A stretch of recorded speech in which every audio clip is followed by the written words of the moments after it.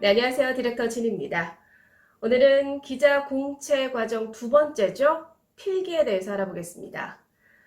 필기는 언론사마다 테스트하는 것이 조금씩 다른데요. 그래도 공통적으로 테스트하는 거를 꼽으라고 한다면 논술과 시사 상식입니다. 오늘은 이 두 가지에 대해서 알아보겠습니다. 먼저 논술입니다. 논술 준비를 어떻게 해야 될까요? 신문이든 책이든 많이 읽고 많이 써봐야 됩니다. 그래서 제가 추천하는 게 바로 신문 정독입니다. 신문에 있는 사설, 오피니언, 컬럼 이런 거 반드시 챙겨봐야 되고요. 내가 논술을 한 번도 써본 적이 없고 논술 자체가 뭔지 모른다라고 하는 분들은 이 사설 필사도 저는 추천을 합니다. 정독이라는 게 사실 쉽지가 않습니다. 이거 습관화를 들이면 정말 편한데 이 습관화를 들일 때까지가 굉장히 어렵거든요. 제가 그 마음을 잘 알죠. 저도 한 대학교 3학년 때 언론사 준비를 본격적으로 시작하면서 이 신문 정독하는 습관을 들이려고 굉장히 노력을 했었는데요. 처음에는 정말 정치면을 보면 내가 아는 건 대통령, 뭐 총리 이름밖에 없었는데 왜 이렇게 정치인이 많은지, 경제면을 보면 내가 처음 보는 이 단어들은 뭔지, 그래서 정말 페이지가 안 넘어가더라고요. 그런데 정말 참는 자에게 복이 있나니 계속해서 꾸준히 정말 참아가면서 열심히 보는 습관을 들이니까 나중에는 그게 조금 익숙해지더라고요. 그래서 여러분들이 정말 이게 시사상식을 위해서도 굉장히 중요하거든요. 이건 뭐 시사상식 부분에 가서 다시 한번 얘기를 해드릴 텐데, 그래서 반드시 신문 정독은 하셨으면 좋겠고요. 그리고 신문도 사실 굉장히 성향이 다르잖아요. 보수 언론이 있고 진보 언론이 있고, 그래서 여러분이 만약 보수 언론을 구독한다라고 하신다면 언론 중에 하나를, 그러면 일주일에 한 번 정도는 이 진보 언론의 신문을 보셨으면 좋겠습니다. 우리는 중립적인 시각에서 어떤 현안을 바라봐야 하는 사람들이잖아요. 그래서 한쪽만 계속 보다 보면 자기도 모르게 그러한 생각이나 그런 노조를 가지고 글을 쓸 수가 있습니다. 그래서 여러분들이 그러한 것을 좀 막기 위해서 양쪽의 의견을 다 가지고 있고 양쪽의 의견을 다 포용할 수 있는 사람이 되기 위해서 다른 이념, 다른 성향을 가진 이런 언론사의 신문을 함께 봤으면 좋겠다. 이걸 먼저 추천을 드립니다. 네, 두 번째는 최신 이슈를 다 소화해라입니다. 여러분, 과연 논술 주제로는 어떤 게 나올까요? 다양할 수도 있겠지만 그래도 가장 많은 비중을 차지하는 건 최근 이슈입니다. 작년을 한번 볼까요? 작년 언론사 공채에서 가장 많은 주제로 나온 게 어떤 걸까요? 바로 코로나 시대 뭐 뉴노멀이라든가 아니면 공정에 대해서 쓰시오. 이런 질문들이 굉장히 많았습니다. 2020년 한 해는 사실 코로나를 빼고는 얘기하기가 굉장히 어렵죠.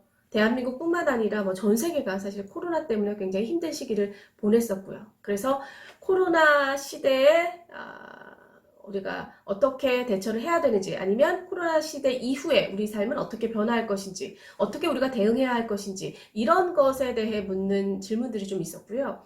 공정 같은 경우는 이 조국 전 장관 사태나 또 인국공 사태를 겪으면서 우리 사회가 공정이라는 이슈에 대해서 굉장히 많은 관심을 가졌습니다. 그래서 여러분이 생각하는 공정은 어떤 것인지, 공정한 사회를 위해서 우리가 어떻게 해야 되는지, 뭐 이러한 류의 질문들도 굉장히 많았습니다.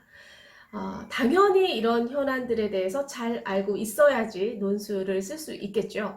그리고 이 현안에 대해서 자신만의 생각도 반드시 가지고 있어야 합니다. 논술이잖아요.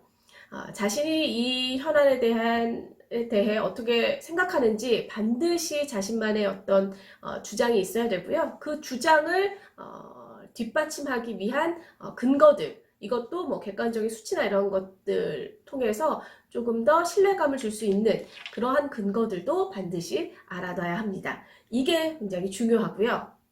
네, 세 번째는 많이 써보자입니다. 읽은 내용을 그대로 잘 쓸 수 있다면 얼마나 좋을까요? 하지만 그러기가 쉽지가 않죠. 많이 알고 있어도 본인이 직접 써보지 않으면 논술 실력이 늘기가 어렵습니다.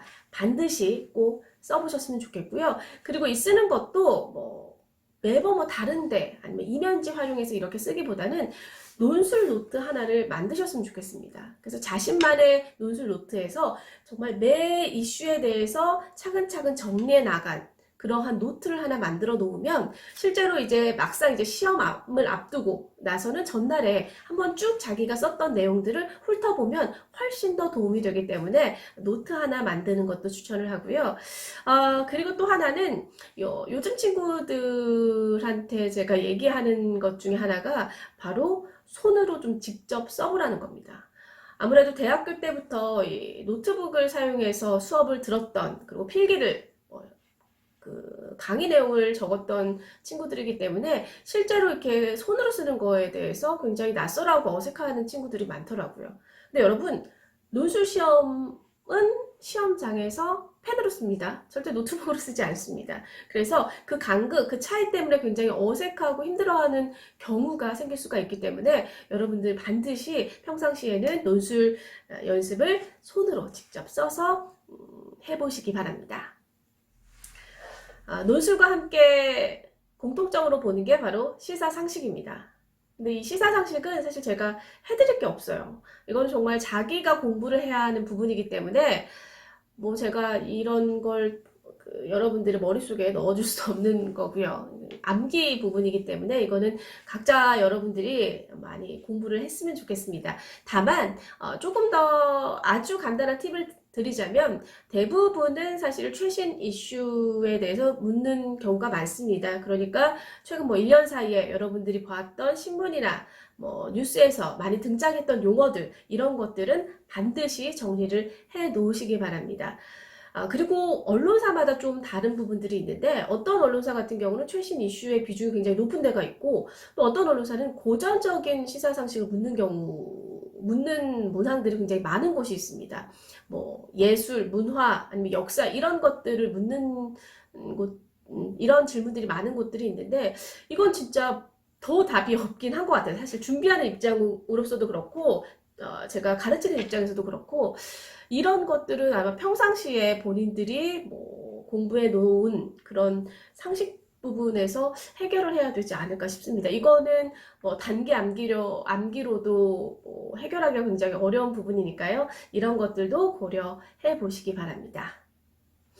이렇게 기본적으로 시사상식과 논술을 많은 언론사에서 테스트를 하고요. 이 외에는 어떤 게 있을까요? 뭐 한국어 시험을 따로 보기도 하고요. 그리고 영어 시험 아니면 영어 번역을 해봐라 이런 뭐 테스트도 있고요. 경제지 같은 경우가 뭐 매경 테스트나 뭐 테셋 이런 것들을 보기도 합니다. 그러니까 여러분들이 가고 싶어 하는 원하는 언론사가 어떤 유형의 필기 테스트를 하는지 반드시 미리 알아놓고 거기에 대한 대비를 철저히 하셔야겠습니다. 네, 지금까지 언론사 공채 2단계죠. 필기에 대해서 알아봤습니다. 논술, 시사상식이었는데요. 사실 논술이 단시간에 이 실력이 오르기는 굉장히 어렵습니다. 여러분이 많이 보고 또 많이 써봐야지 이 실력이 늘 수 있으니까요. 인내심을 가지고 열심히 준비를 해보셨으면 좋겠습니다.